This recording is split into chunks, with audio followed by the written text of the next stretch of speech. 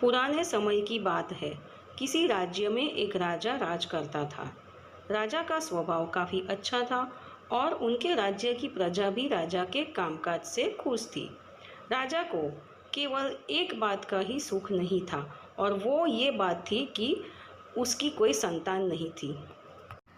एक दिन राजा को ऐसा विचार आता है कि मैं अपने राज्य में से किसी बच्चे को गोद ले लूं, जिससे मैं उत्तराधिकारी बना पाऊं और वो मेरे आगे के सारे कामकाज संभाल पाए। अब राजा ने तय कर लिया था कि वो अपने राज्य में से किसी बच्चे को गोद लेने वाला है और उसने अपने राज्य में ये घोषणा भी करवा दी थी। राजा की घोषणा के अनुसार सभी बच्चे राजमहल में एकत्रित हुए। राजा इन सभी बच्चों में से किसी एक बच्चे को गोद लेने वाले थे।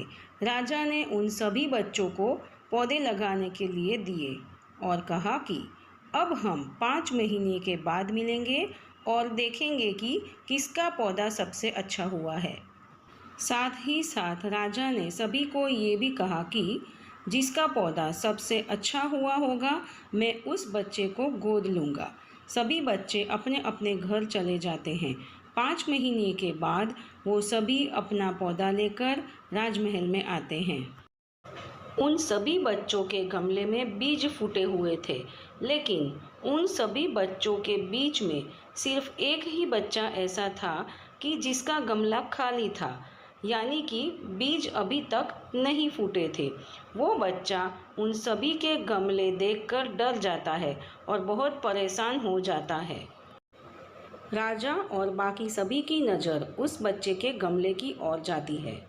राजा तुरंत उस बच्चे के पास जाते हैं और उनसे पूछते हैं कि तुम्हारे गमले में क्यों बीज नहीं फूटे हैं।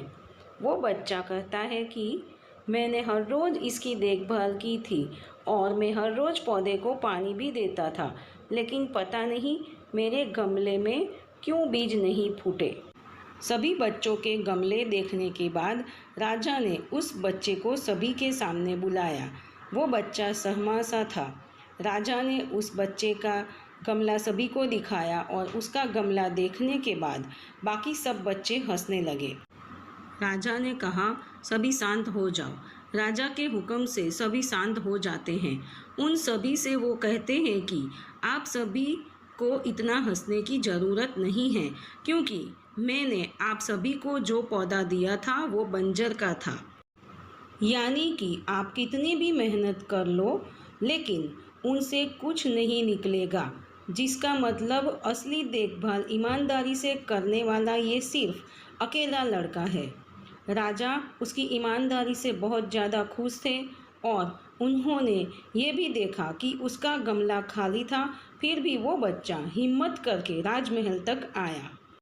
राजा ने उस बच्चे को गोद ले लिया और साथ में ही राज्य का उत्तराधिकारी बना दिया। इस बच्चे को अपनी ईमानदारी का फल मिलता है। वो बहुत ज़्यादा खुश हो गया।